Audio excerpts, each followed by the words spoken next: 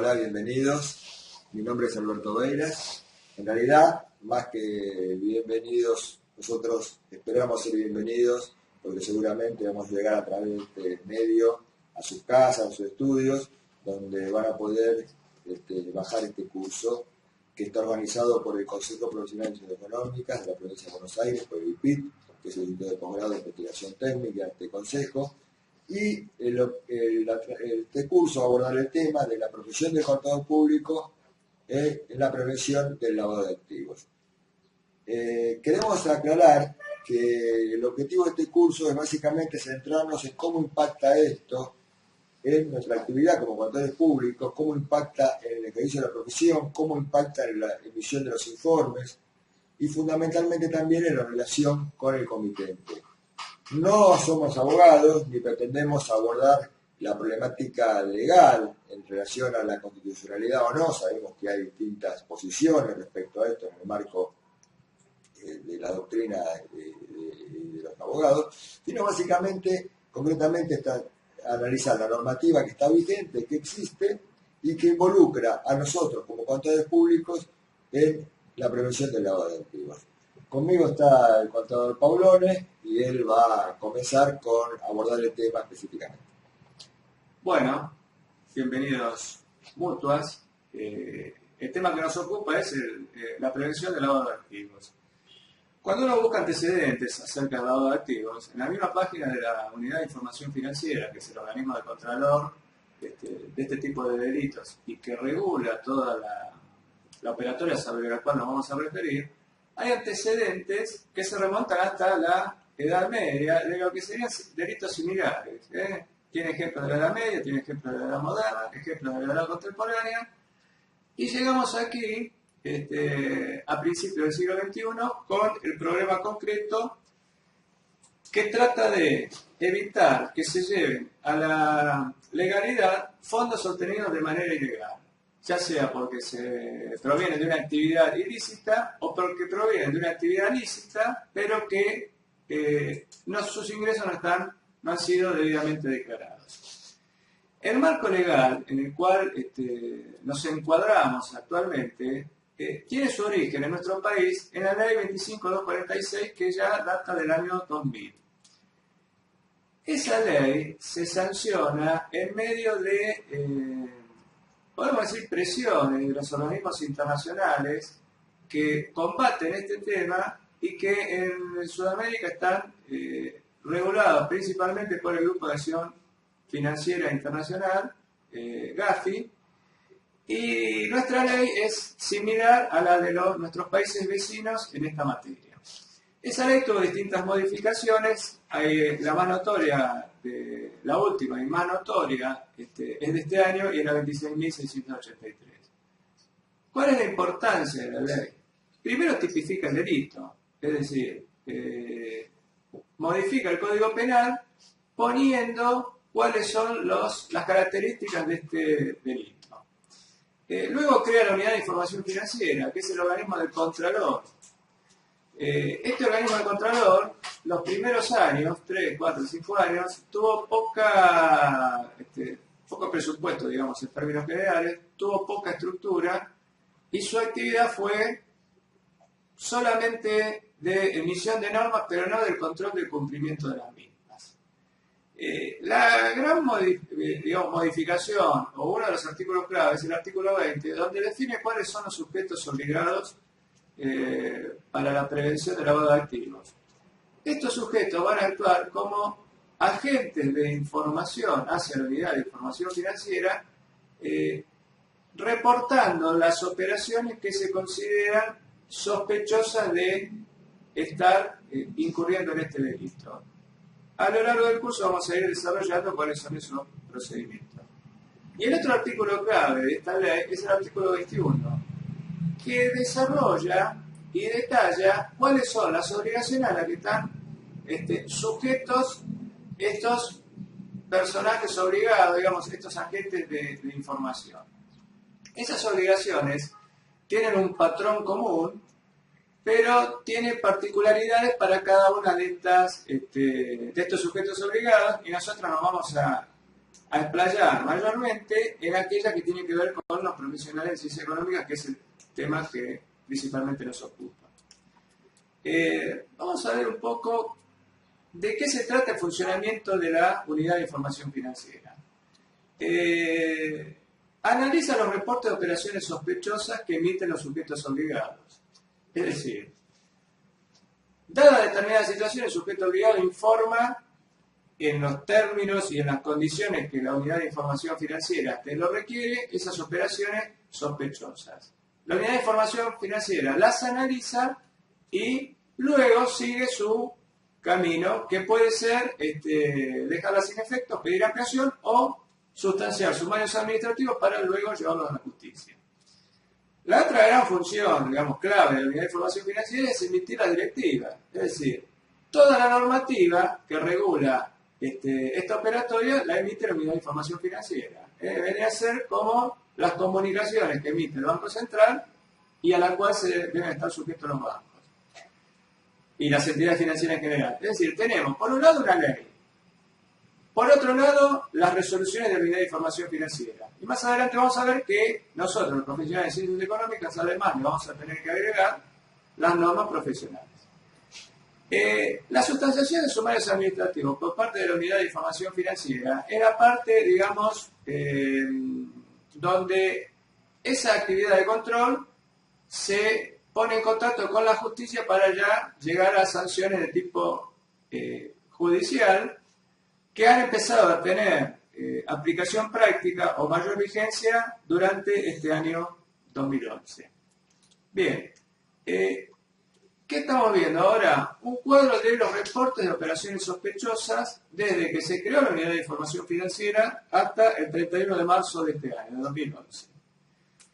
Este cuadro es bastante ilustrativo para que tengamos una idea de cuánto estamos hablando en términos de reporte de operaciones sospechosas y de quiénes son los que generaron esos reportes. Es decir, cuáles de los sujetos obligados por la ley fueron los que reportaron las operaciones sospechosas. Podemos observar que hay una clara concentración en el sector financiero y cambiario, el Banco Central y en menor medida algunas escribanos públicos y las sociedades de la 22315. Si buscamos dónde estamos nosotros, los contadores públicos, que en definitiva somos los únicos profesionales de ciencia económica alcanzados específicamente por esta ley, vamos a ver que nos encontramos con prácticamente poquísimas operaciones sospechosas reportadas. La naturaleza de nuestra labor hace que esta realidad sea así, porque obviamente las entidades financieras tienen mucha mayor volumen de operaciones susceptibles de ser informables o de ser sospechosas que los contadores públicos cuando nos encuadremos dentro de en qué parte específica de nuestra actividad profesional vamos a tener que reportar. Esta composición del cuadro, además, tenemos que prestar atención. ¿Por qué? Porque el contador público tiene que reportar las operaciones consideradas sospechosas. Pero lo que también tiene que saber es que no es el único que va a reportar esa operación eventualmente sospechosa. La operación que eventualmente sospechosa, que el contador reporte o no, o evalúe reportar o no, es susceptible de ser reportada por el resto de los agentes, por el resto de los sujetos obligados a informar. Específicamente, las entidades financieras. Entonces, tenemos que prestar atención ante una operación eventualmente sospechosa que si no la reportamos nosotros, la puede reportar otro sujeto obligado y ahí tendremos que explicar por qué debiéndola reportar no la reportamos. Pero eso lo vamos a ver un poco más adelante cuando desarrollemos los procedimientos que tenemos que instaurar. ¿Cuáles son los sujetos obligados? Bueno, más o menos lo vimos. Tenemos las entidades financieras, tenemos los escribanos, tenemos los bancos, tenemos las empresas que se dedican a objetos de arte, transportadores de caudales, AFIP, etc. Y por supuesto, Los contadores específicamente, porque si bien la ley hablaba de profesionales en ciencias económicas, los profesionales en ciencias económicas que estamos involucrados como agentes sujetos obligados a reportar somos los contadores públicos. ¿En qué marco somos los contadores públicos sujetos obligados a reportar? En nuestra condición de síndico o auditores externos. Pero ahora vamos a ver, primeramente, cuáles son las obligaciones que tenemos los sujetos del artículo 20. En general, y vamos a ver las características propias de nuestra profesión. El primer concepto es conocer al cliente. Conocer al cliente implica que no podemos aducir en ningún caso, ni nosotros ni ningún sujeto obligado, que esta operación la hizo alguien en la cual nosotros participamos y no sabemos quién es.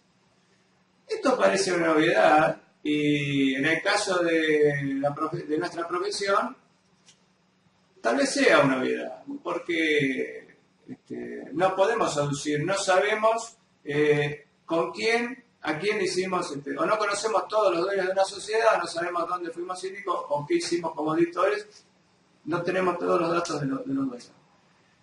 Pero si hacemos un poco de memoria, vamos a ver que en algunos casos sonados de corrupción de la década de 90, como por ejemplo en el caso de Banco Nación, las entidades financieras involucradas en muchos casos no podían identificar quiénes habían sido las operaciones, quiénes habían sido aquellos que habían cobrado cheques millonarios en dólares que teóricamente era la ruta de la coima de IBM, etcétera, etcétera. Es decir, las mismas instituciones financieras, que en muchos casos nos piden muchos datos para abrir una simple caja de ahorro, no podían determinar, habían pagado cheques y no sabían a quién, o eso es al menos lo que adujeron en sede judicial. Entonces el concepto de conocer al cliente está puesto arriba de la mesa, claramente, con muchas formalidades, y sobre este punto vamos a volver recurrentemente. La otra obligación que se instaura es la de reportar las operaciones sospechosas, es decir, reportar, informar. Hay todo un sistema de información que está establecido en la página de la Unidad de Información Financiera de cómo informar cada cosa, con formularios. Algunos informes son sistemáticos y se hacen a través y se hacen online, y otros informes son dadas determinadas circunstancias que después vamos a desarrollar. El punto de la confidencialidad.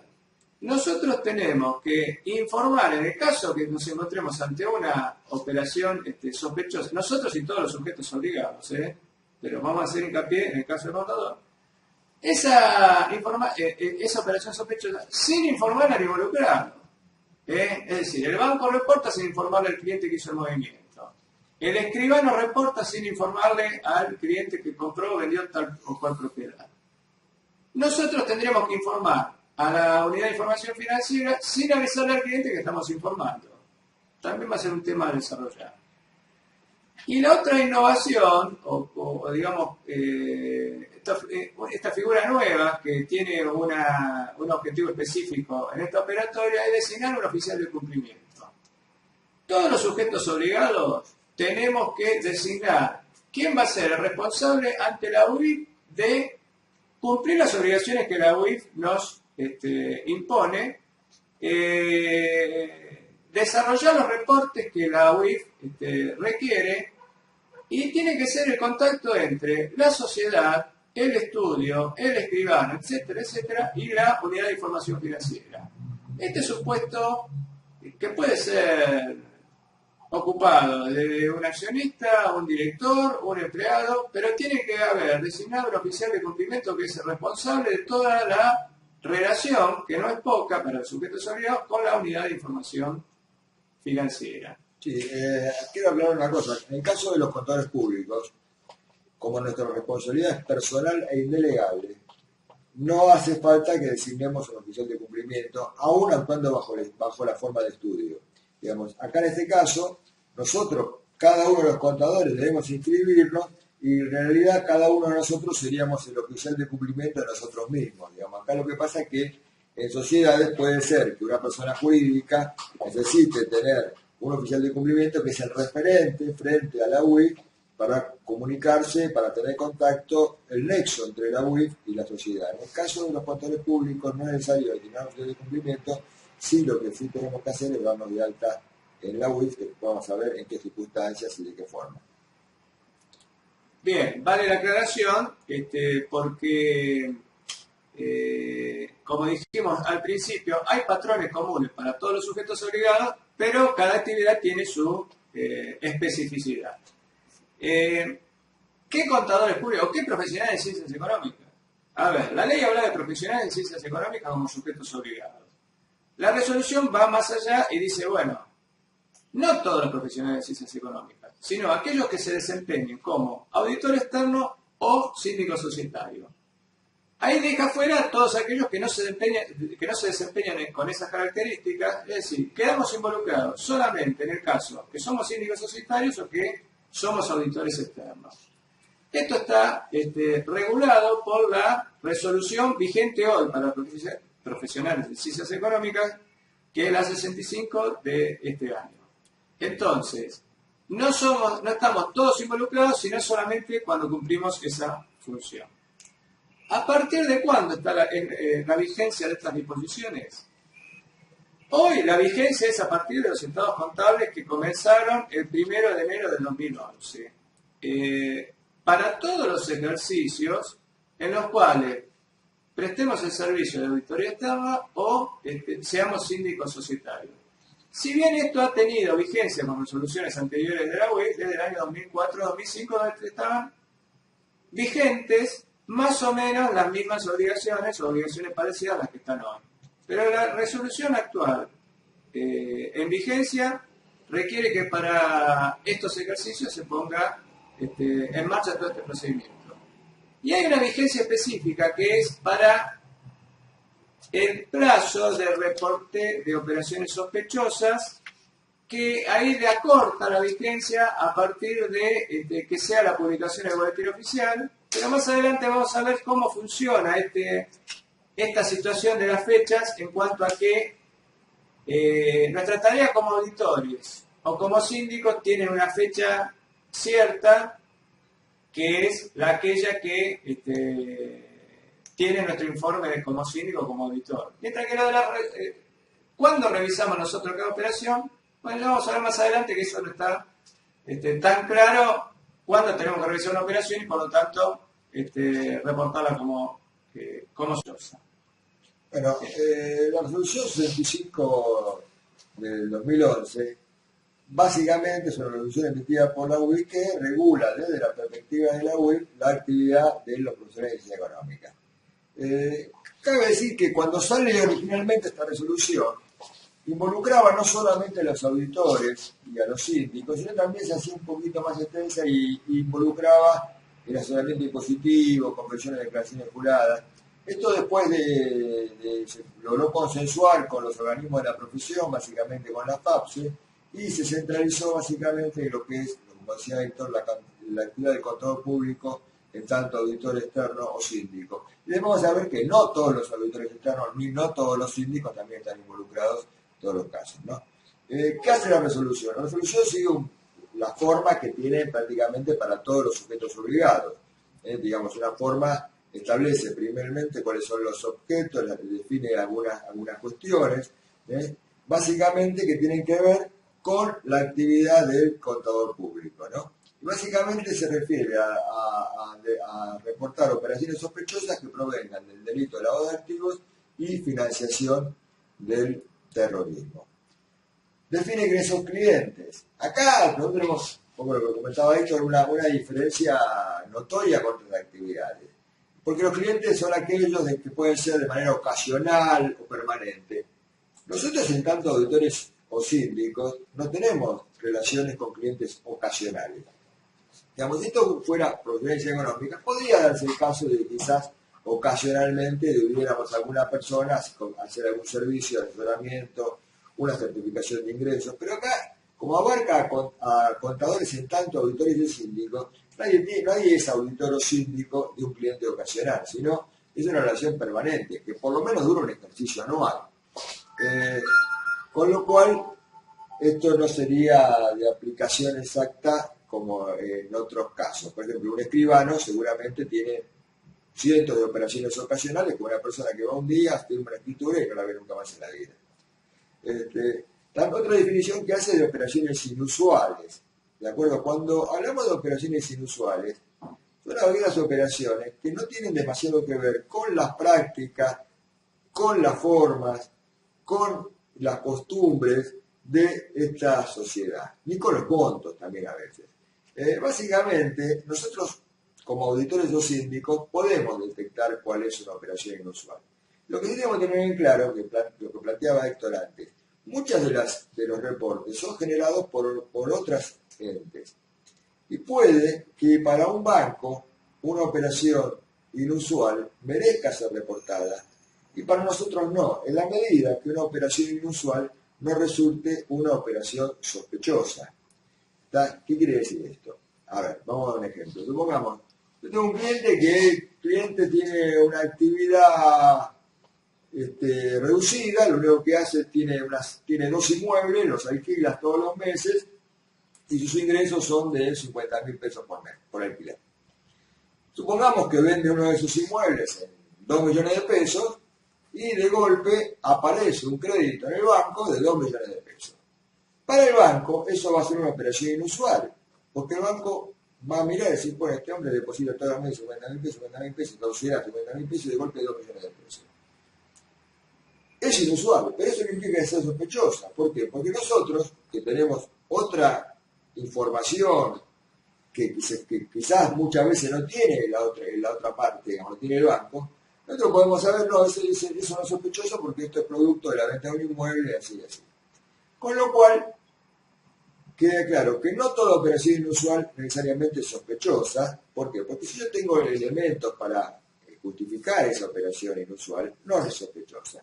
Veamos claro que quizás para otro ente que conoce menos al cliente, que tiene menos elementos para el cliente, o que tiene menos preocupación por adentrarse en los motivos de esa operación. Tengamos claro que muchas veces, en el caso de los bancos, el banco, como tiene tantos clientes, tanto movimiento, que el banco por ahí tiene un sistema donde dice, bueno, todo fijó un estándar y todo lo que pasa ese estándar lo manda a la oficina de reporte y se reporta automáticamente.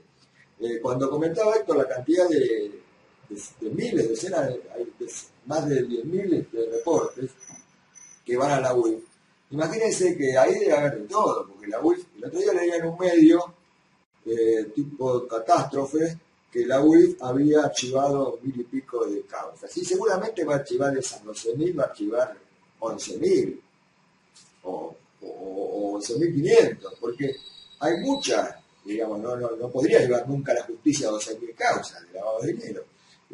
Seguramente va a tener que analizar y archivar muchas causas que no merezcan dedicarle demasiado tiempo. Pero lo que debemos tener claro, un poco lo planteaba Héctor, es que quizás nosotros tenemos una información respecto al cliente de una operación que es inusual y para nosotros no resulta sospechosa porque tenemos la documentación. Pero esto puede ser que para otro ente sí resulte sospechoso. Lo denuncia la UIF y nosotros después va a venir la UIF y nos va a preguntar, ¿usted vio esto? Sí, lo vi, acá tengo la documentación. Nosotros vamos a hacer mucho hincapié en una cuestión básica que es la documentación, los papeles de trabajo, que muchas veces como auditores no le damos tanta importancia y ahora vamos a tener que darle importancia y tener respaldo básicamente de este tipo de operaciones, ¿no? Cuando hablamos de los sujetos obligados, Héctor decía que involucra a los contadores públicos en tantos auditores o síndicos. Ahora, ¿involucra a todos los contadores públicos? ¿A todos los síndicos? No. A ver, acá están alcanzados los auditores externos y síndicos que lo son de sujetos obligados. Es decir, si yo soy auditor externo de un banco, de una compañía de seguro, soy auditor externo de una empresa que vende objetos de arte. Digamos, si mi cliente es un sujeto obligado, yo estoy obligado. ¿A qué? Bueno, después lo vamos a ver. Y también estoy obligado si mi cliente posee un activo superior a 6 millones de pesos o hayan duplicado sus ventas de los activos en el último año, conforme surgen estados contables auditados, y ese aumento supere los 600.000 pesos. ¿Qué quiere decir esto?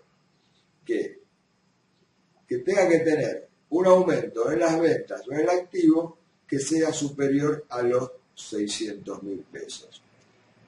¿Esto qué implica? Que si yo tengo una empresa que hoy tiene un activo de 300 y pasado, y el otro ejercicio tiene un activo de 600, no estaría involucrado, porque ese aumento es solamente de 300. Entonces, sintetizando, a mí, como contador público, esto me impacta en la medida que sea auditor o síndico de una compañía que sea un sujeto obligado por el artículo 20 o que tenga clientes que tengan un activo superior a los 6 millones de pesos o hayan duplicado sus ventas de los activos según surgen estados contables y ese aumento supere los 600.000 pesos. La resolución 420, vamos a entrar un poquito en esto, la resolución 420 es una resolución que emitió la Federación de Consejos Profesionales Económicas, que aún todavía no ha sido aprobada en el ámbito de la provincia de Buenos Aires, y lo que hace, le da un marco desde el punto de la perspectiva del ejercicio profesional, digamos, es una norma de carácter profesional que le da un marco desde nuestra óptica a la resolución 65. Digamos, hay una ley, hay una resolución 65 que es específica para los contadores y hay una resolución 420 que es conocida por la UIF y es aceptada por la UIF que le da el marco a lo que es nuestra actividad profesional desde la perspectiva de las normas profesionales. En esta norma dice que siempre que hayan duplicado sus activos, sus ventas, superando los 600.000 pesos, y siempre y cuando no existan elementos que justifiquen dicho aumento. ¿Qué quiere decir? Que si yo tengo un cliente que duplicó en más de 600.000 pesos sus activos, sus ventas, pero tengo una justificación clara de por qué lo hizo, tampoco estaría alcanzado. También cabe aclarar lo siguiente, esto no alcanza, revisiones limitadas. Es decir, si yo tengo que hacer una revisión limitada, porque por ejemplo soy auditor de una empresa que cotiza en bolsa, y ustedes saben que hacemos cuando se cotiza en bolsa se deben practicar auditorías sobre revisiones trimestrales. En líneas generales, cuando se hace un trimestral, lo que se emite es una revisión limitada que no tiene el mismo alcance de un informe de auditoría. Cuando yo emito una revisión limitada, no estoy todavía alcanzado por esta normativa. Digamos, esta normativa alcanza al auditor que emite informes de auditoría. Tampoco alcanza las certificaciones. Es decir, que si yo, en lugar de hacer un informe de auditoría, hago una certificación, una llamada conocida como certificación literal, tampoco estoy alcanzado por esta norma. ¿Por qué? Porque una certificación literal no implica un trabajo de auditoría. Y si yo le hice auditoría, no pude de alguna manera haber detectado la existencia de operaciones sospechosas. Tampoco informes especiales, tampoco el asesoramiento impositivo y tampoco la preparación de la declaración jurada de tipo impositivo. Es decir, que sintetizando esto alcanza básicamente al contador público, en la medida que sea auditor externo o síndico societario. ¿Y cuándo para esta norma uno es auditor externo? Cuando emite informes de auditoría. Informe de auditoría que podría ser con abstención o cualquier producto, pero informe de auditoría. No alcanza revisiones limitadas, no alcanza certificaciones, no alcanza informaciones especiales. Obviamente tampoco alcanza asesoramiento impositivo, declaraciones juradas, porque ahí no somos ni auditores ni síndicos. Tampoco alcanza en el caso del síndico a las revisiones trimestrales. Ustedes saben que las normas y la resolución técnica 15 nos impone de alguna manera algunas tareas de manera trimestral, pero que no implican una auditoría completa.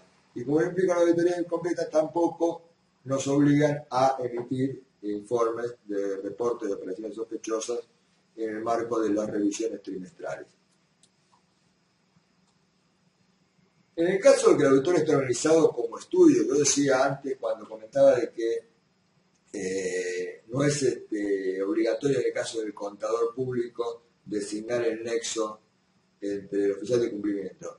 ¿Por qué? Porque en el caso del contador público nosotros somos el único oficial de cumplimiento, somos el ente, el oficial de cumplimiento, somos todos. ¿Por qué? Porque siempre la responsabilidad es personal de quien firma, de quien es el auditor y de quien es el síndico.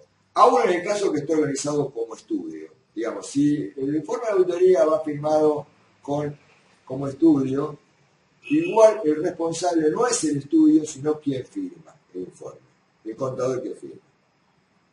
Cuando existe una sindicatura colegiada, esta alcanza a todos los contadores públicos que lo integran. Yo acá voy a decir algo que que en general no es muy bien visto al principio por los contadores, pero yo preferiría que lo escuchen más bien los abogados, que es lo siguiente. Ustedes saben que los abogados, en la medida que son síndicos, no están alcanzados por esta norma. Esta norma, de alguna manera, genera una discriminación. Estaría alcanzado el contador público como síndico y no el abogado como síndico. Y de alguna manera, está bien que sea así. A ver, ¿por qué está bien que sea así? Antes de que apaguen el curso, lo quiero aclarar, denme 2 minutos para aclararlo. ¿Por qué está bien que está así? Porque la norma vamos a ver, que le impone al síndico que practique algún tipo de tareas, de actividades que tienen que ver con reglamentos de control interno, de sistemas, de auditoría, que el abogado no tiene formación mínima para ese tema. Digamos, el abogado no tiene formación en reglamento de sistemas administrativos, ese tipo de cosas. Con lo cual sería imposible que el abogado, tanto síndico, lo pueda hacer. La cuestión es, que ahí sí me peleó con los abogados, es que yo creo que los abogados deberían ser síndicos. ¿Por qué? Bueno, esto es una de las muestras de por qué no. Porque, por ejemplo, no puede hacer este tipo de actividades. Entonces, sintetizando, si la sindicatura es colegiada, alcanza a los contadores que la integran. Y si hay una comisión fiscalizadora, integra también a los contadores que integran la comisión fiscalizadora. Independientemente que quizás el informe de la comisión sea firmado por el presidente de la comisión y que no sea abogado, no sea contador. Digamos, en el caso de la comisión fiscalizadora, también solamente a los contadores públicos que la integran y no a los otros que integran, ni aún a quien firma si no es contador público. ¿Desde cuándo estaría obligado el contador? Digamos, primero el contador tiene que inscribirse en la UIF. El trámite de inscripción en la UIF es muy sencillo. Hay que meterse en la página de la UIF, que es www.uif.gov.ar. Creo que ahora viene Gov con B larga, no se usa más los Gov con B corta, se naturalizó eso. Y ahí van a encontrar un lugar donde inscribirse, no piden demasiados datos, es realmente muy sencillo. ¿Desde cuándo? Y del auditor desde el momento que acepte, que acuerde el servicio de auditoría con su cliente, en la medida que su cliente sea sujeto obligado o tenga un activo de más de 6 millones de pesos o haya duplicado sus ventas. Ahora, en este caso, a veces es medio difícil determinar el momento, aunque nosotros vamos a aconsejar, tal cual lo aconseja la resolución 420, que te firme una carta acuerdo con el comitente cuando uno va a comenzar a hacer la auditoría, y en esa carta acuerdo, una vez que esté firmada por ambas partes, ahí sería una fecha cierta de cuándo comenzó a prestar el servicio. En el caso del síndico es distinto, porque en el síndico hay una cuestión formal, hay un acta de asamblea que lo designe, una situación del cargo, y a partir de ese momento está obligado a inscribirse en la web. Entonces, ¿qué es lo que debe hacer el contador público en la medida que sea auditor o síndico y que tenga responsabilidad en este tema? Vamos a diferenciar. Si yo soy contador público, auditor o síndico, reitero, de una sociedad que está incluida en el artículo 20, de un sujeto obligado, ese sujeto obligado tiene que cumplir con una serie de pautas que le establece la web. Para ejemplificar, supongamos que yo soy auditor de una empresa de objetos de arte. Esa empresa de objetos de arte, que es un sujeto obligado, tiene que cumplir con determinadas pautas. Por ejemplo, identificar a sus clientes.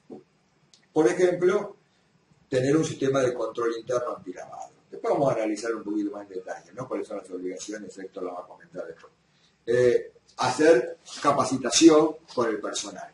Bueno, tiene una serie de obligaciones que cumplir que le impone la UE. Si yo soy auditor de una de estas empresas, lo que debo hacer anualmente es, además de hacer el reglamento del sistema de control interno que pide las normas de auditoría, es analizar si este ente está cumpliendo con las directivas de la UIF. Digamos, si tengo que hacer un análisis del sistema de control interno antilavado de mi cliente y ver si mi cliente está cumpliendo. Quiere decir, ¿tiene mi cliente, está identificando a sus clientes? ¿Mi cliente está identificando a sus clientes? Sí, bueno, tiene un legajo, está capacitando al personal, tiene un manual interno antilavado. Digamos, yo tengo que hacer la verificación del sistema de control interno antilavado. Emitir un informe anual sobre su grado de cumplimiento. Este informe, vamos a ver, va solamente al cliente, no va a la UIF. Si yo soy auditor externo o síndico de un sujeto que no está dentro del artículo 20, mi única tarea es, en el caso de que existiera una operación sospechosa, digamos, ahí empiezo a actuar yo, si hay una operación sospechosa. En el caso de una operación sospechosa, lo que tengo que hacer es reportar a la UIF. Ojo, esto no implica que si algún cliente que está en el artículo 20 a su vez hay una operación sospechosa, yo tengo que reportar, digamos. Las operaciones sospechosas las tengo que reportar en los dos casos. Pero en el caso de que mi cliente sea el artículo 20, además debo verificar la existencia del sistema de control interno antilavado. Cosa que si no es del artículo 20 no tiene por qué llevarlo, porque no hay norma que le imponga a mi cliente, que si yo tengo un cliente de una empresa metalúrgica que factura 200 millones de pesos por año y tiene un activo de 600, no tiene obligación de llevar el sistema de control interno antilavado porque es una empresa metalúrgica. Ahí lo que debería haber, si hay una operación sospechosa, reportarla a la UIF. Ahora, cuando surgió la normativa esta, ya por el año 2004, la primera normativa, como decía Héctor, esto es del 2000, pero estuvo medio muerto en el 2001, después del 2002, después de las Torres Gemelas hubo un impulso, en el 2004 se trató de darle un poco más de vida a esto, y en el último año, bueno, se está encarando de una manera un poco más seria. Entonces, ¿qué se decía antes? Se decía, bueno, hay una pauta. La pauta de análisis eran 50.000 pesos. Después se sacó. ¿Por qué? Porque, digamos, 50.000 pesos como pauta para analizar las operaciones, si no sospechosas o no, digamos, toda operación menos de 50.000 pesos, fuera lo que fuera, no era sospechosa, más de 50 podía ser sospechosa. Es una pauta que no es trasladable a todo tipo de entes. 50.000 pesos para alguna empresa puede ser un número ínfimo. Es más, toman los balances de la empresa en bolsa, hay muchos que tienen los balances en miles, con lo cual el 50.000 son 50 en un balance de eso. Acá lo que la norma lo que dice es enmarcar esto en lo que es el trabajo de auditoría. Entonces, cuando nosotros hacemos el análisis de las operaciones sospechosas, ¿cómo trabajamos? Trabajamos como trabajamos en la auditoría, es decir, tomando muestras, tomando representaciones, analizando aquellas operaciones que tienen mayor riesgo. Básicamente, como cualquier trabajo de auditoría, si yo soy auditor y hago un reglamento del sistema de control interno, no sistema de control interno antilavado, el sistema de control interno de la compañía, y veo que tiene muchas debilidades, bueno, mi trabajo de auditoría debe ser más profundo que aquel que funciona bien. Si yo soy un auditor interno de una empresa recurrente, que hace años que soy auditor externo, que sé cómo funciona, que conozco al cliente, que conozco sus operaciones son normales, mi profundidad de auditoría quizás es diferente que si tengo un cliente nuevo que no sé de qué se trata o que cambia o que tengo variaciones muy importantes en los números. Digamos que todo esto se enmarca en lo que es el trabajo de auditoría, trabajando con muestras, con muestreo estadístico, analizando las operaciones según un criterio profesional, digamos, no se aparta de todo esto. Bueno, vamos a ver cuáles son las políticas para prevenir e impedir el lavado de activos. Estas políticas las tenemos que adoptar todos los sujetos obligados y, como dijo Alberto, en el caso de los profesionales de ciencias económicas que actuamos como auditores o síndicos, tenemos que controlar que nuestros clientes, que son sujetos obligados, también las adopten. Las pautas están establecidas en función de la normativa de la UIF por la resolución técnica que aprueba la Federación de Consejos, que es la 420. Esas pautas son elaborar un manual de procedimientos con mecanismos que estén de acuerdo al tipo de servicio que se presta. Este manual de procedimientos, en el cual nosotros generalmente tenemos algún tipo de participación de nuestros clientes, además de tener que elaborar el manual de procedimientos del estudio, tiene que tener características que cumplan con los requisitos de la UIF, que cumplan con los requisitos de administración en general de este tipo de manuales, y principalmente, o de manera tan importante como la anterior, que sea un manual de procedimientos cumplible, factible, es decir, que esté adecuado a la sociedad, al ente que lo va a desarrollar, porque el cumplimiento de este manual de procedimiento no solo tiene un objetivo de mejorar la gestión o aquellos principios de administración que regulan el manual de procedimiento, sino que además es susceptible de verificación de su cumplimiento por parte de la unidad de información financiera. Por lo tanto, tiene que ser un manual de procedimiento realista, cumplible. Otra de las pilares de las políticas para prevenir el lavado de activos es la capacitación al personal. Esa capacitación al personal tiene que estar formalizada, es decir, tiene que haber un plan de capacitación. El personal tiene que estar en conocimiento de todas estas disposiciones de la Unidad de Información Financiera en la medida en que esté involucrado en la tarea que desarrolla dentro de cada compañía. Por supuesto, el profesional de ciencias económicas en esto tiene una obligación muy importante, porque tiene que instruirse de toda esta normativa que lo involucra de una manera absolutamente necesaria para poder cumplir con el rol que la ley le impone y del cual no puede evadirse. Otra de las columnas de esta política es la elaboración de un registro de operaciones sospechosas. Este registro de operaciones sospechosas reportadas tiene que estar a disposición de la Unidad de Información Financiera. Es decir, aumenta, como comentó Alberto, aumenta nuestra dedicación a los papeles, a elaborar papeles de trabajo que justifiquen nuestras tareas de auditoría o de síndico societario. Y este registro está impuesto por toda la normativa de la UIF que gira, como ya mencionamos, en función a el reporte de operaciones sospechosas hacia la misma. Y la otra situación es la implementación de herramientas tecnológicas que la Unidad de Información Financiera y la resolución profesional, la resolución técnica profesional, impone, y es que la sociedad, los sujetos obligados, tienen que estar en el mismo nivel tecnológico para su actividad específica, como para su información que va a ser sujeto de revisión por la Unidad de Información Financiera. Es decir, la Unidad de Información Financiera tiene básicamente dos vías de comunicación: a través de su página y a través de todo lo que podríamos llamar el sistema virtual, o a través de inspecciones como hace cualquier organismo de contralor. El sujeto obligado tiene que tener su sistema de información a la UIF al mismo nivel que el resto de su sistema de información. No podemos tener un super sistema en una casa de cambio, en un banco, para las operaciones de todos los días y no tener el mismo sistema o el mismo nivel de adecuación para los reportes hacia la Unidad de Información Financiera. ¿Qué tiene que tener ese manual de procedimientos? ¿O qué conceptos tiene que tener? Bueno, la norma menciona algunas pautas. Políticas coordinadas de control.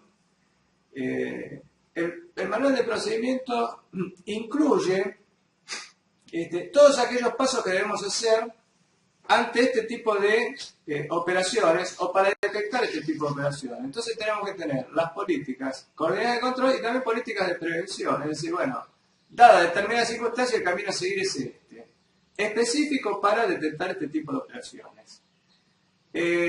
¿Cuáles son las funciones de auditoría y cuáles son los procedimientos de control interno?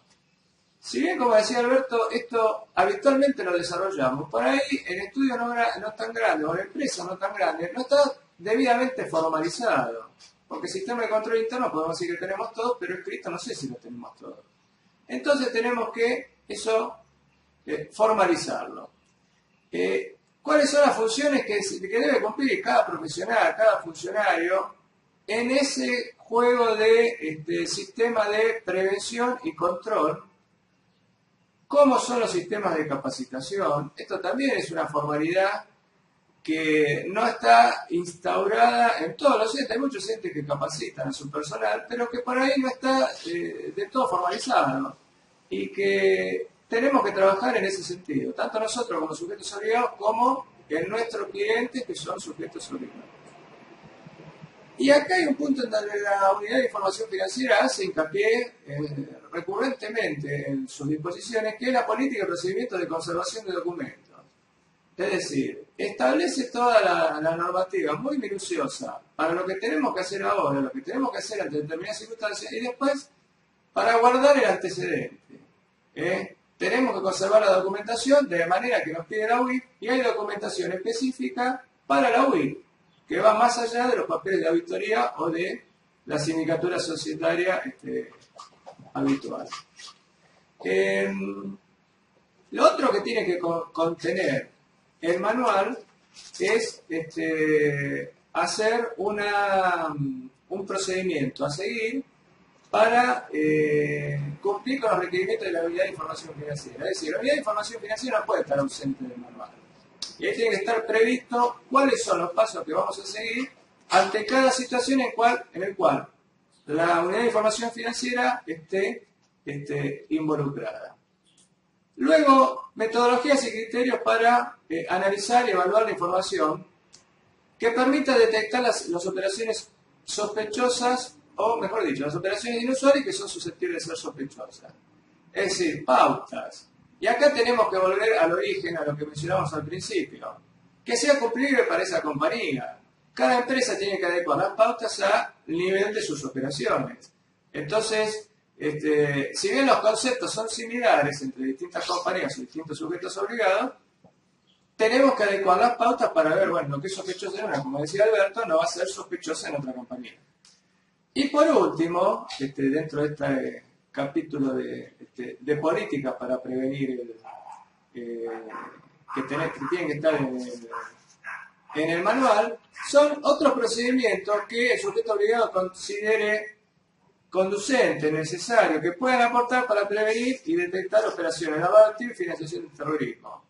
Acá es donde deja su participación, donde deja su, podemos decir, creatividad o su propuesta a cada sujeto en su área, a cada sujeto en su actividad específica. Nadie mejor que el sujeto obligado, que conoce mejor el negocio que el organismo de contralor, que nosotros como auditores o síndicos, para aportar a su manual de procedimiento qué otras pautas puede considerar para volcar en ese manual de procedimientos. Bien, dentro del conocimiento del cliente, de esta política de identificación y conocimiento del cliente, lo que tenemos que hacer es requerir datos a las personas jurídicas, datos a los organismos públicos, datos a los abogados. Esta política a los apoderados, perdón, esta política de conocimiento del cliente, debemos recordar que es clave en la política de prevención del delito de lavado de activos. Y los mismos recaudos para aquellas sociedades que no están, o tipos de asociaciones que no están formalmente constituidas, como UTES, ACE, consorcios, fideicomisos, etc. También tenemos que diseñar un programa global antilavado que reúna todas estas condiciones. Se debe identificar al cliente y confeccionar un legajo que acredite el cumplimiento de todos los pasos de esta resolución. Como ya mencionamos, esto es clave en la política de la UIF y en lo que nos va a requerir a los sujetos obligados. Esto debe estar actualizado anualmente y debe estar reflejando lo que se denomina el perfil del cliente, que ahora vamos a ver en qué consiste. Los datos a requerir, bueno, son datos formales que nosotros, los sujetos obligados que somos síndicos o auditores externos, habitualmente tenemos estos datos, pero hagamos analogía con todos los otros sujetos obligados que en determinadas actividades, por ahí no está tan instaurado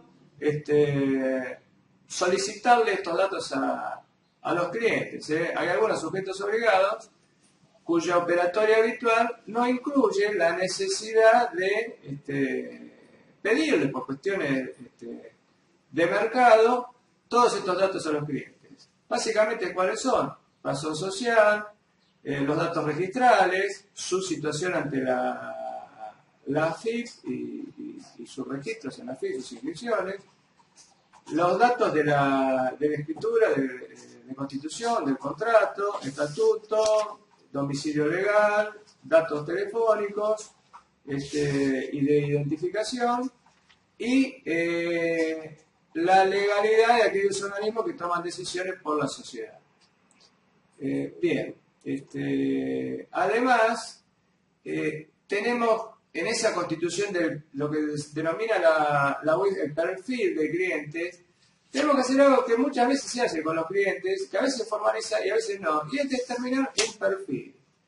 Ese perfil tiene que tener el análisis de las operaciones y un análisis de la evolución de las operaciones de los clientes, de sus indicadores más importantes, para ver si de ahí surge algún tipo de operación que puede después suponerse como sospechosa. Esto incluye un perfil transaccional. Perfil transaccional es, bueno, cómo opera habitualmente en su mercado este cliente. ¿Para qué determinar ese perfil? Para identificar operaciones que se aparten de ese perfil, es decir, que escapen ese perfil. Que sean operaciones, como yo en algún momento lo mencionó Alberto, inusuales, en función del perfil. Esas operaciones que sean inusuales no quiere decir que necesariamente sean sospechosas, porque también, como lo mencionó Alberto, pueden estar absolutamente justificadas y nosotros conocer el motivo de esa justificación. Y el perfil transaccional, como mencionábamos, con todos estos datos analizados y llegado a una conclusión. En esa resolución 420, que no es una resolución técnica, no se asusten, no creo que pasamos de la RT 30 a la RT 420, es una resolución de la Federación de Consejos que lleva el número 420. Si bien es técnica en cuanto a sus contenidos, porque son técnicos, ¿no?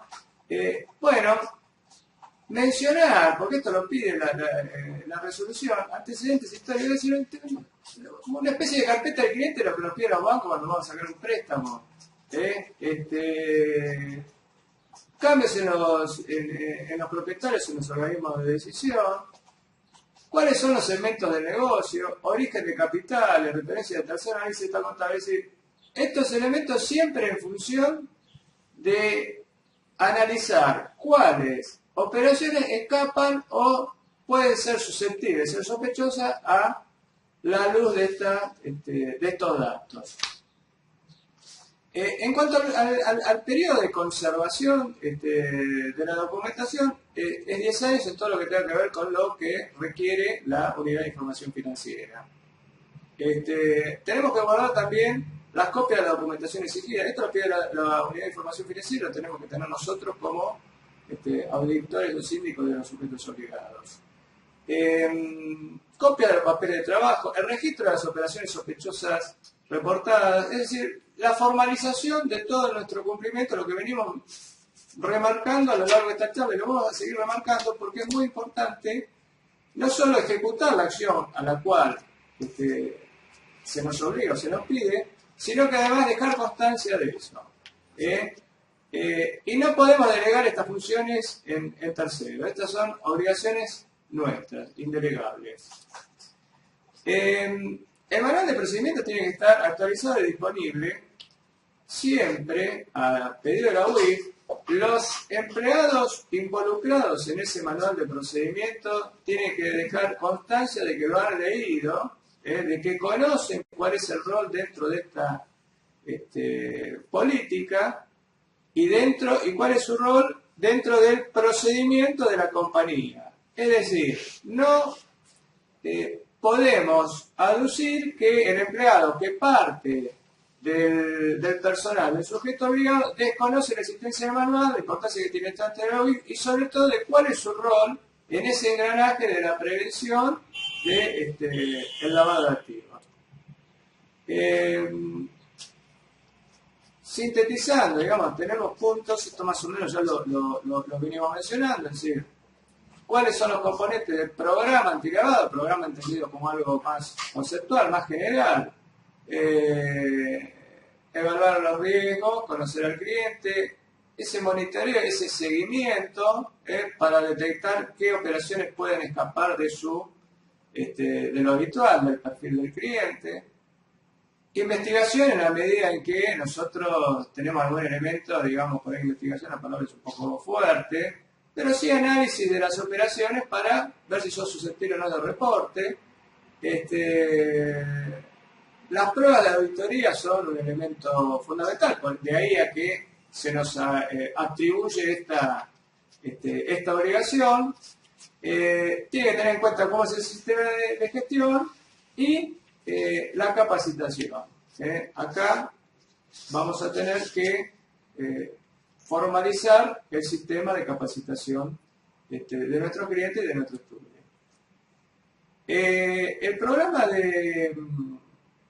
de capacitación, como veníamos mencionando, tiene que tener en cuenta las disposiciones de la Unidad de Información Financiera, la difusión de esta resolución para los estudios y de la resolución que involucra a cada sujeto obligado y las actualizaciones de esas resoluciones para cumplir nuestro rol y el rol de cada sujeto obligado en este mecanismo de información hacia la Unidad de Información Financiera. Las informaciones, las técnicas, los métodos, es decir, todo lo que venimos mencionando, y tenemos que explicar en la capacitación cómo hacemos para transmitírselo a aquellos involucrados en ese procedimiento. Habla de asistencia a cursos al menos un año, y habla de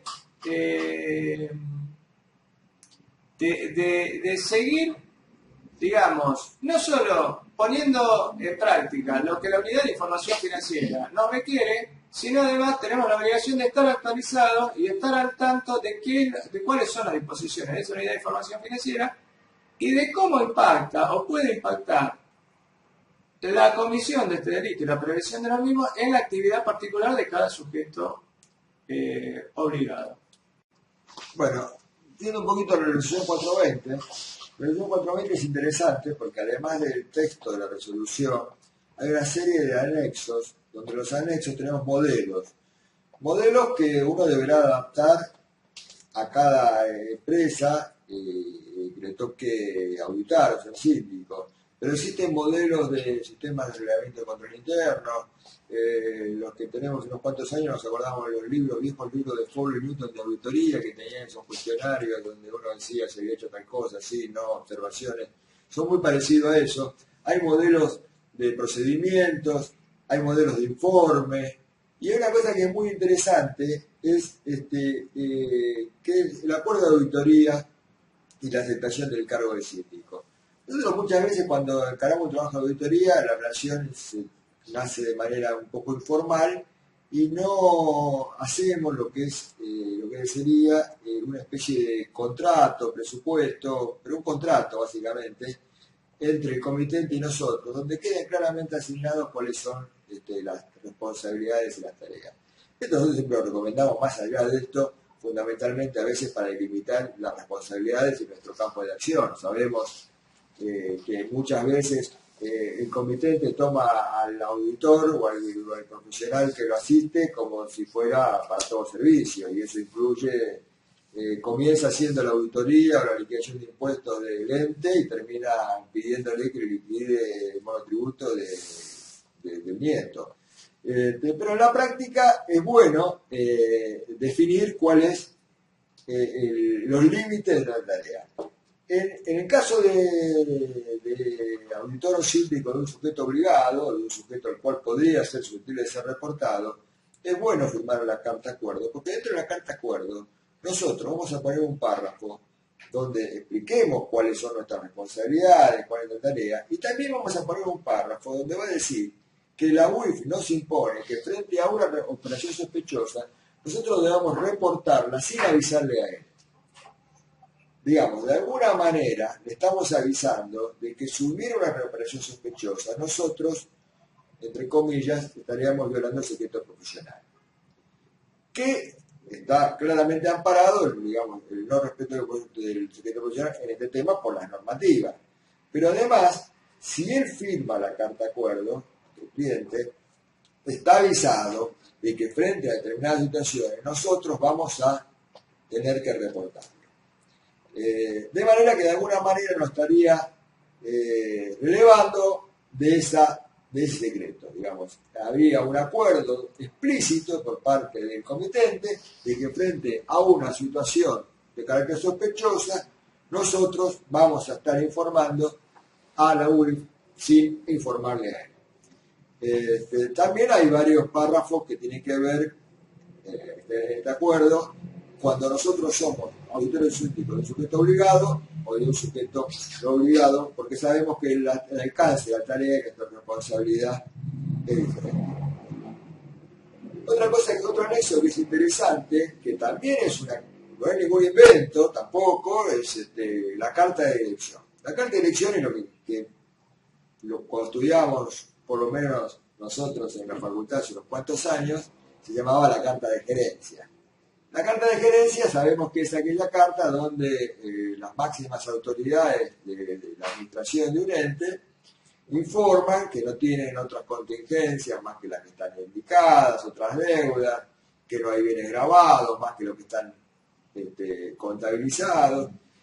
Digamos, básicamente hay determinadas situaciones, yo me voy a apartar un poquito de este tema, pero por ejemplo hay determinadas situaciones que tienen que ver hasta con la evaluación de un activo, como por ejemplo, en el caso de un título público, si un título público lo vamos a transferir, lo vamos a vender, se evalúa a BNR y si no al costo más TIR. Esto en determinado momento fue muy significativo, ya para el año 2002 era muy significativo. ¿Y cuándo se podía evaluar costo más TIR? Cuando tenía la intención el ente de mantenerlo y cobrar sus rentas y amortizaciones. Si bien nosotros como auditores deberíamos ver la factibilidad de que esto pudiera ser así, pero también había una parte que es la intención. Y la intención, ¿cómo se revela? Y básicamente a través de la carta de gerencia. Digamos, la carta de gerencia nos muestra cuáles son las intenciones. Ojo, la carta de gerencia, la carta de elección, no nos exime de determinadas responsabilidades y controles. Pero bueno, hay determinadas cosas que vamos a poder hacer y otras que no.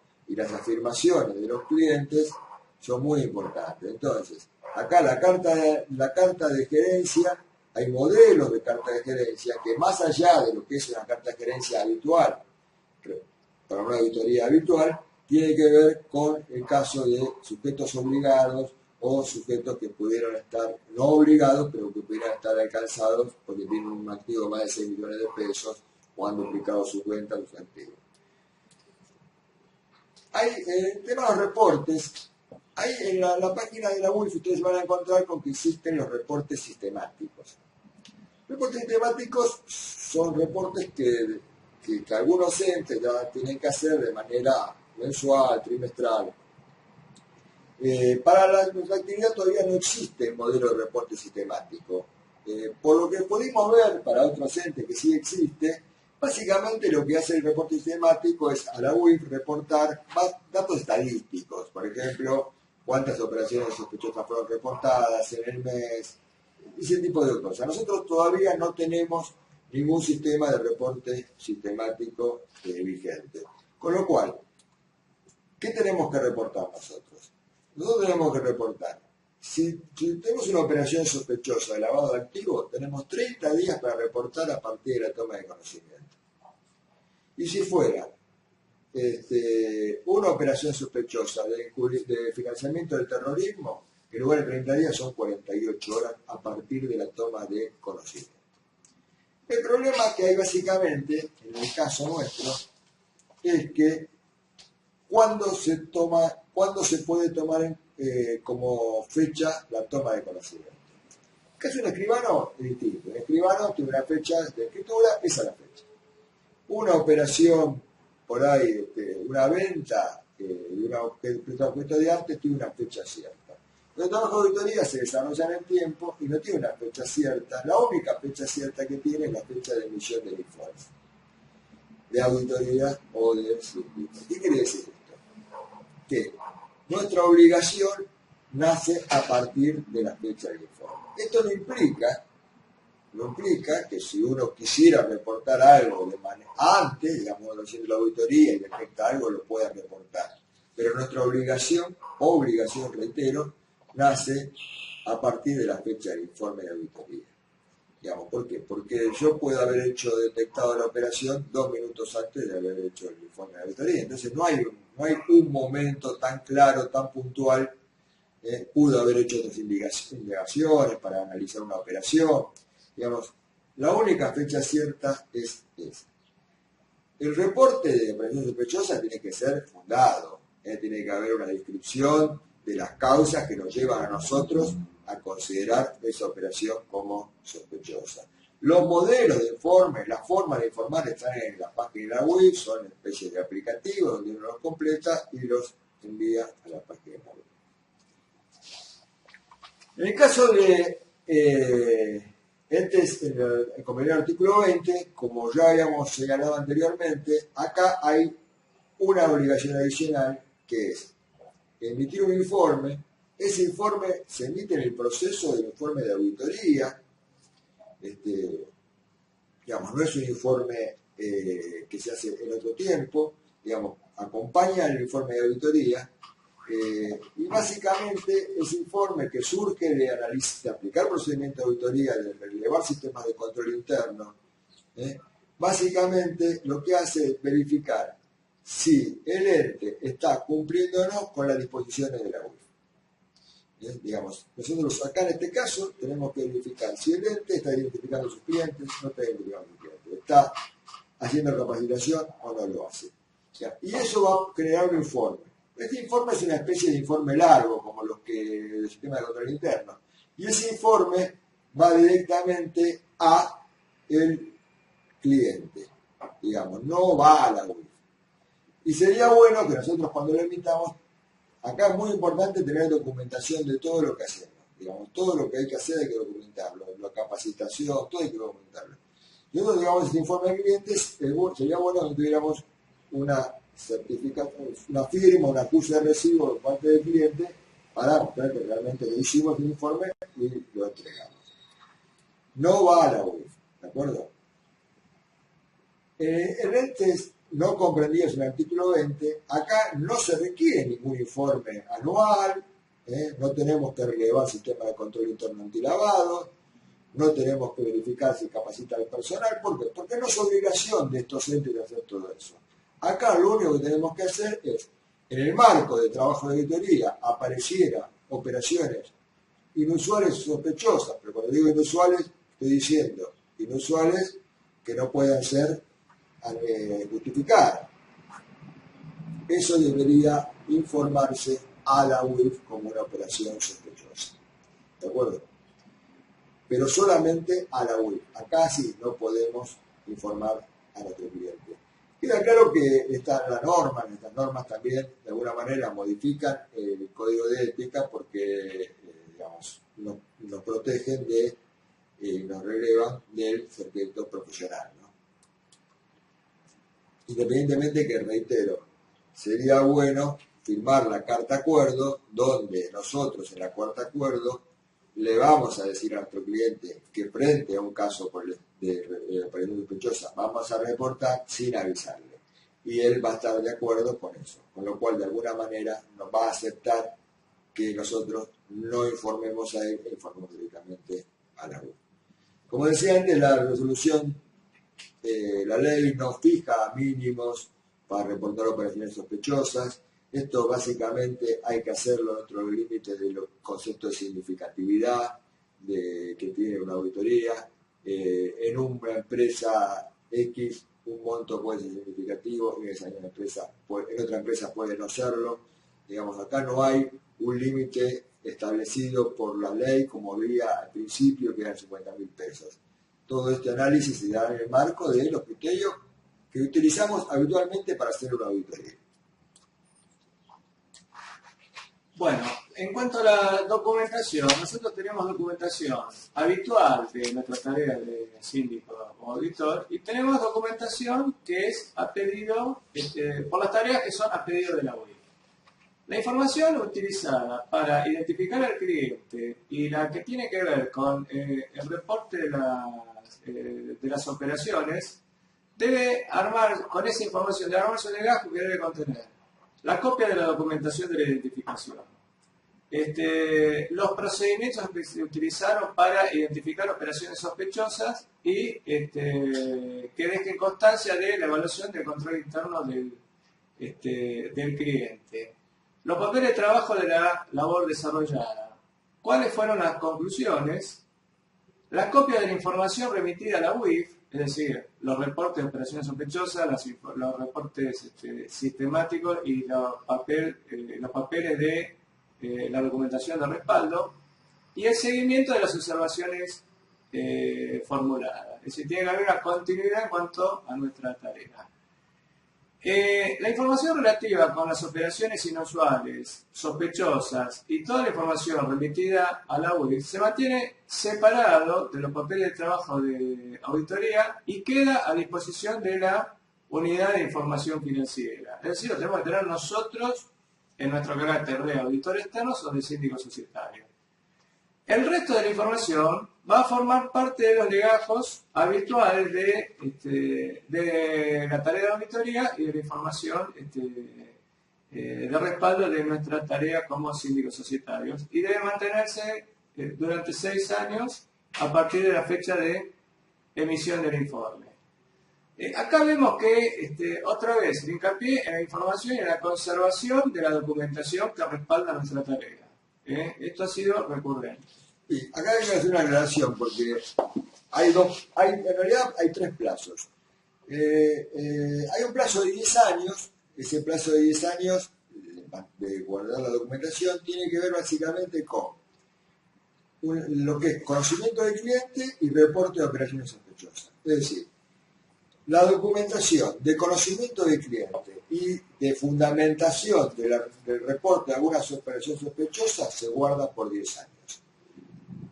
Todo el resto de los papeles de trabajo, de lo que hicimos nosotros, las auditorías, las muestras, todo lo que está en el marco de la auditoría, que no implicó un reporte de operación sospechosa, el análisis del reglamento del sistema de control interno antilavado de los clientes, todo eso la norma dice 5 años. Pero ¿qué pasa? Como las normas profesionales hablan de 6, para lo que son los papeles de auditoría, se extiende también a 6 años. Por lo tanto, tengamos claro que son 2 documentaciones diferentes. La documentación que tiene que ver con el conocimiento del cliente y el reporte de alguna operación sospechosa, esas son 10 años.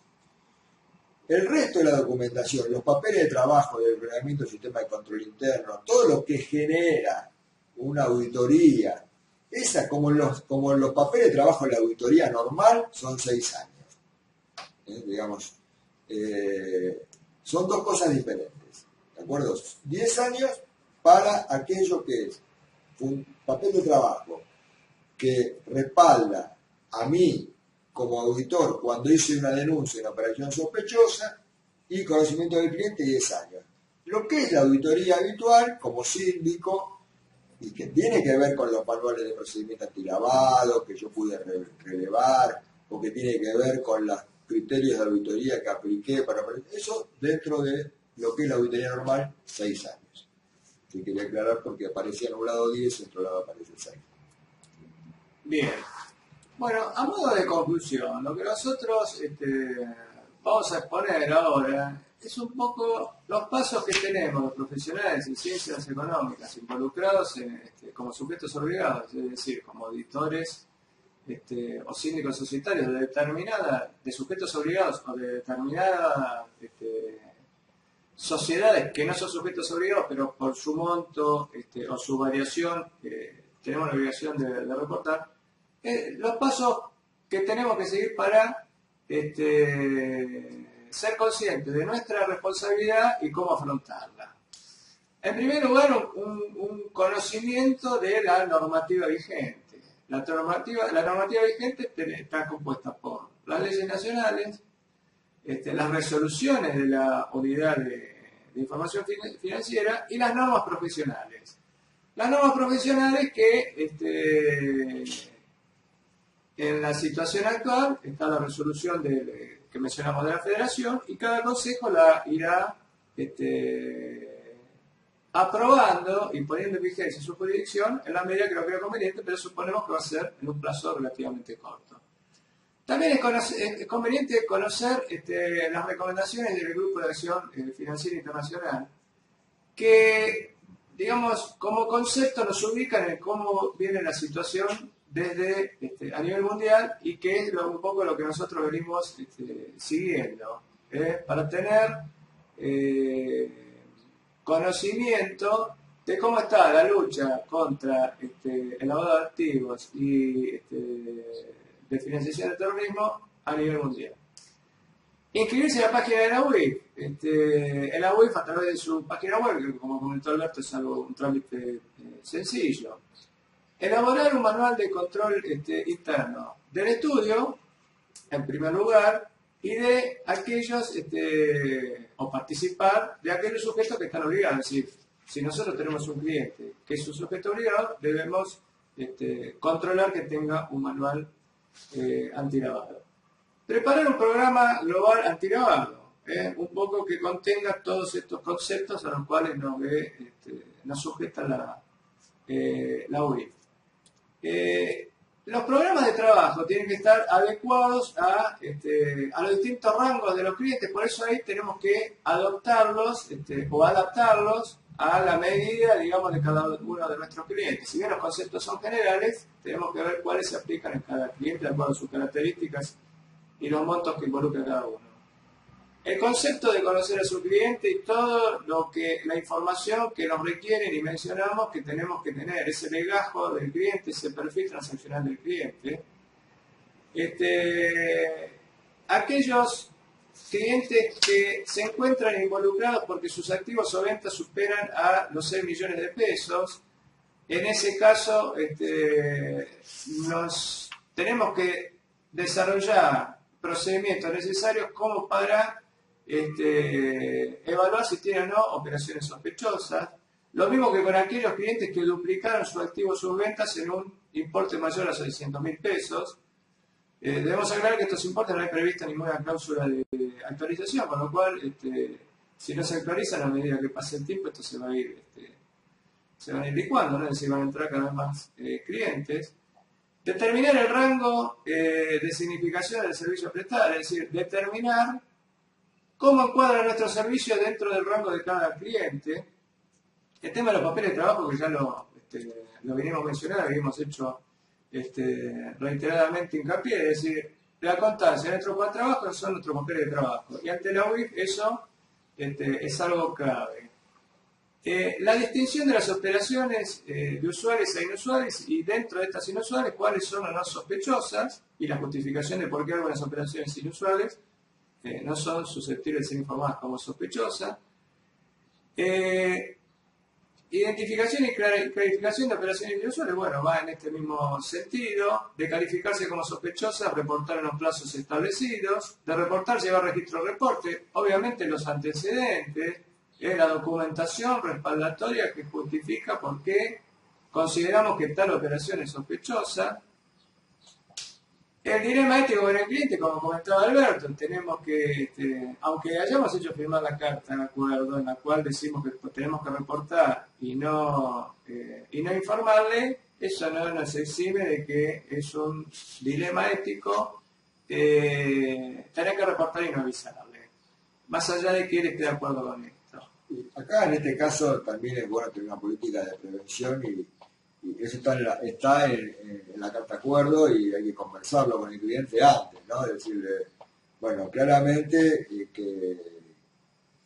que nuestra tarea va a ser de alguna manera ingrata si aparece alguna operación sospechosa, con lo cual, frente a operaciones que sean consideradas inusuales, tener toda la documentación para que nosotros podamos evaluarla claramente y no tener que llegar a hacer un reporte de una operación. Entonces acá esto hay que conversarlo previamente, digamos, aquellos que son sujetos obligados tienen pleno conocimiento del problema. Ahí no vamos a tener problema, porque el problema va a ser otro con los sujetos obligados. Me van a decir, uy, pero yo no puedo hacer esto, porque ¿cómo hago para identificar a mi cliente? Va a ser otro. pero él sabe que es porque él a su vez tiene que reportar operaciones sospechosas a sus clientes, digamos, ahí no va a tener problema, ahí no va a entender. El problema es frente a los otros que no son sujetos obligados y que a veces hay operaciones que pueden ser inusuales o que no pueden tener, o que a veces no tienen toda la documentación que tienen que tener desde el punto de vista formal, y ahí tener claro que el cliente sepa que trate de trabajar de manera tal que no nos obligue a nosotros a hacer un reporte de la operación sospechosa. Digamos, que así como nosotros vamos a tener que munirnos de papeles, él también tiene que munirse de papeles. Entonces, tiene que estar un poco alertado de eso para que él sepa que ahora existe ese factor que antes no existía, que de alguna manera, no existía. Si había una operación significativa que estuviera, para decirlo en términos más o menos académicos, floja de papeles, eso iba a tener un impacto en el informe de auditoría, o debería haber tenido un impacto en el informe de auditoría. ¿Por qué? Porque si yo no me pude satisfacer muy claramente sobre la existencia, básicamente, generalmente, el problema no es el activo, el problema es la fuente de financiación, si eso fue una deuda, un aporte de un socio, o una venta, o una ganancia. Entonces, si yo tuviera dudas respecto a esa parte de la operación, si es una deuda, una ganancia o un aporte de un socio, eso, si yo tuviera dudas, podría tener impacto en mi informe de auditoría. Y quedaba ahí. Ahora, eso no solo que tiene impacto en mi informe de auditoría, que podría haber tenido desde el punto de vista fiscal, sino también tiene impacto frente a la UIF. Con lo cual, acá hay que conversar claramente con el cliente y decir, bueno, mira, ahora el problema no solo es el impacto fiscal de todo esto, sino también es que yo, frente a la incertidumbre o a la falta de documentación de una operación que es sospechosa porque no tiene los papeles, objetivamente, vos me lo podés contar, pero no es, yo tengo que documentarlo, no vale como me cuentes cuál es el origen de esta operación. Necesito de los papeles que lo respalden. Bueno, tratemos de evitar esas situaciones, avisando al cliente antes de cuál es el límite, cuál es el marco de esta nueva disposición. Bien, y nos queda capacitación, capacitarnos a los integrantes del estudio, verificar la capacitación, el programa de capacitación en los sujetos obligados que son clientes, que haya herramientas tecnológicas acordes a los procedimientos, que esté a la altura de la capacidad tecnológica que tienen las compañías para desarrollar su gestión, y un párrafo en los informes donde se hace referencia a la aplicación de estas normas. En el Consejo de la Jurisdicción de la Ciudad Autónoma de Buenos Aires, esto está vigente a partir de abril, mayo de este año, incorporamos párrafos en los informes de auditoría, y es algo que necesariamente vamos a tener que incluir cuando estamos ante este tipo de tareas en sujetos obligados. Bueno, más o menos hemos desarrollado los puntos previstos. Esperamos que haya sido o que sea de su agrado. Bueno, muchas gracias por su atención, espero que el curso haya sido de utilidad y bueno, nos veremos próximamente de este medio o en otra forma. Muchas gracias. Muchas gracias.